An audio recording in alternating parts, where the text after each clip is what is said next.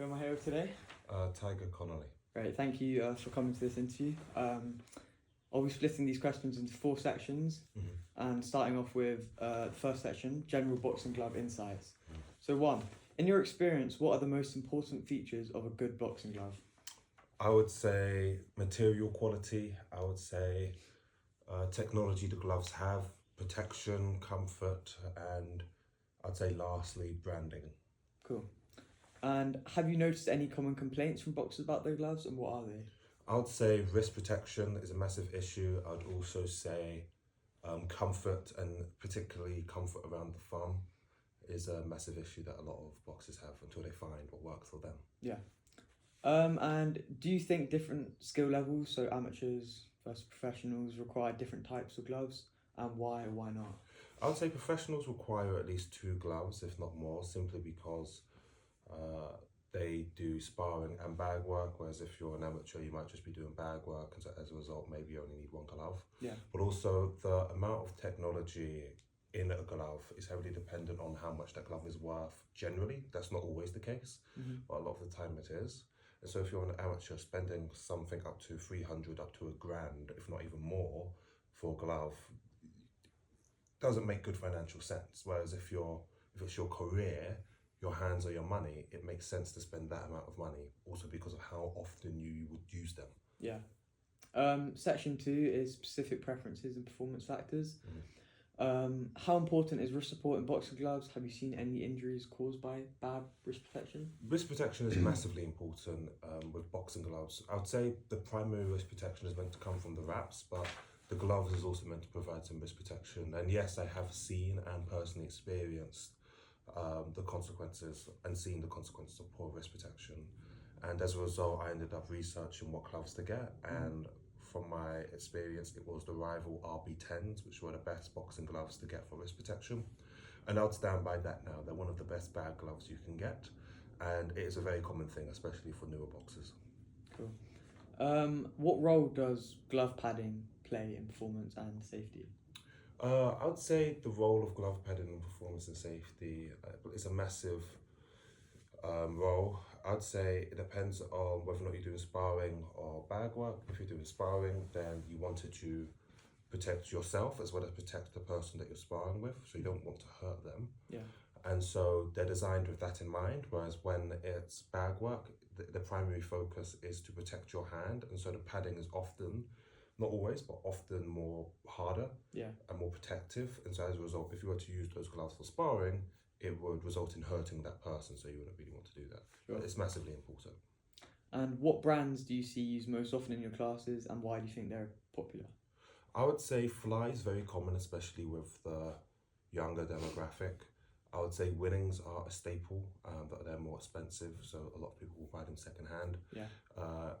Clay Ritos are massively popular as well. I would say Rival are definitely popular. Hit and Move is more niche, but I am personally a massive advocate of their 24-ounce glove. I think it's an amazing training glove to use. A bit pricey, but you will notice the difference. Yeah.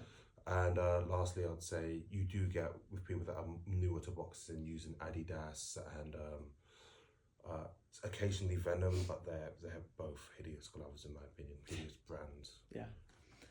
Section 3, we're going to be talking about Adidas and product specifics. Have you ever used or seen Adidas boxing gloves being used, and what's your opinion on them? I have used Adidas gloves, and that's only been for a short period of time due to the fact that my gloves probably weren't available at the time. Have I seen them used? Yes, I have.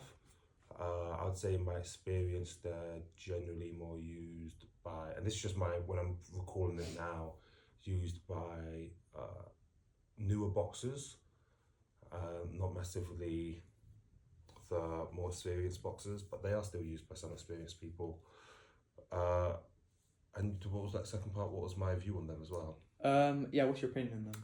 I would say that they do innovate with some new technology like cactus leather, and they do have their tilt technology, which is, in my opinion, copied from Rival. Yeah.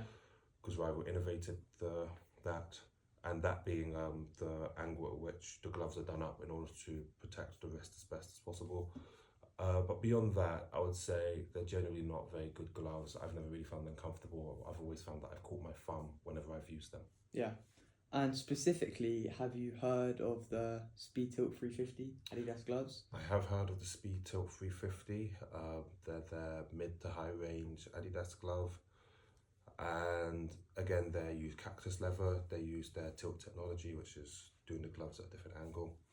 And they're very good if you're, new into boxing and you want a decent glove that will last you, but you also want that extra protection. Yeah. And so I'd say they're a decent glove for an amateur to an intermediate to use. Sure. And would you recommend Adidas gloves for beginners?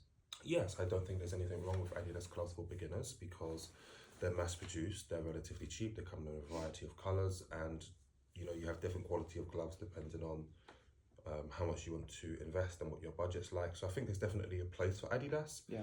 I just personally wouldn't consider them real boxing gloves. I think they're a bit gimmicky, but I do think there's definitely a place for them. And they do have some decent stuff. It's not entirely trash, but that would be my view. Yeah.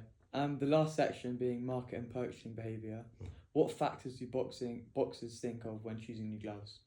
I would say build quality is a massive thing. I would say the reputation of the glove, comfort, colours, branding. I'd say foam design as well is like a massive thing. That goes into comfort as well, but particularly I'd say foam design is a massive thing. Yeah. And for more injury-prone boxers, definitely wrist protection.